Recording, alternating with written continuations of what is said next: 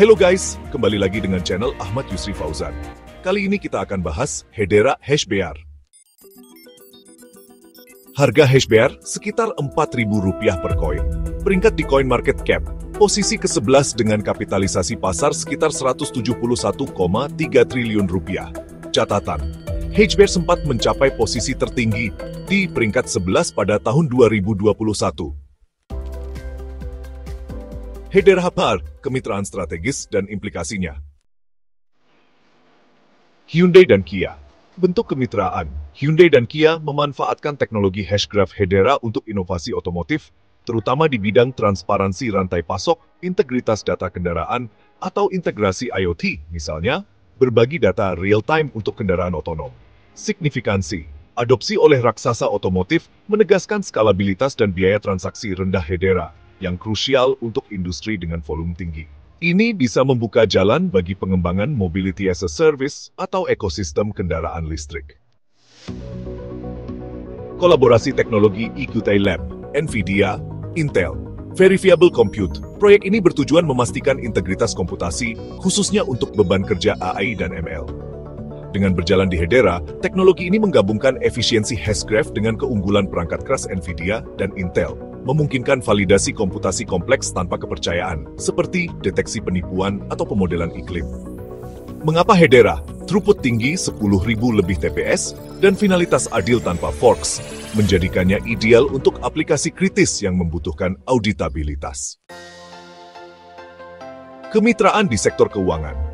Societe Generale mengeksplorasi solusi blockchain untuk aset tokenisasi atau penyelesaian transaksi lintas batas, memanfaatkan kerangka kerja Hedera yang ramah regulasi. BlackRock dan Archax, tokenisasi reksadana pasar uang MMF di Hedera, menjembatani keuangan tradisional dengan decentralized finance. Ini bisa menarik investor institusional yang mencari platform aset digital teratur dan efisien. Archax JV fokus pada kustodian dan perdagangan aset digital tingkat institusi, memposisikan Hedera sebagai pusat token sekuritas dan DeFi yang mematuhi regulasi. Dewan Pemerintahan Hedera, anggota termasuk perusahaan global seperti IBM, Deutsche Telekom, dan Google, mantan anggota. Komposisi Dewan saat ini menekankan tata kelola lintas industri, memastikan desentralisasi dan pengawasan strategis. Peran, anggota Dewan memvalidasi transaksi, memandu pembaruan protokol, dan mendorong adopsi perusahaan, meningkatkan kredibilitas Hedera sebagai jaringan publik. Keunggulan teknologi Hedera.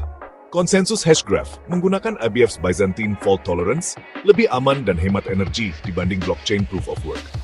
Use case, mikropembayaran via token HashBR, pelacakan ESG, dan identitas terdesentralisasi, misalnya standar DID-COM. Potensi pasar dan tantangan.